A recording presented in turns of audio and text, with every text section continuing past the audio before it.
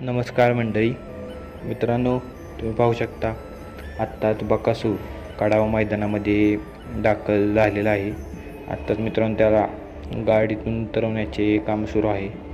मित्रांनो, बकासूर आज कडावा मैदानासाठी सज्ज झाला आहे।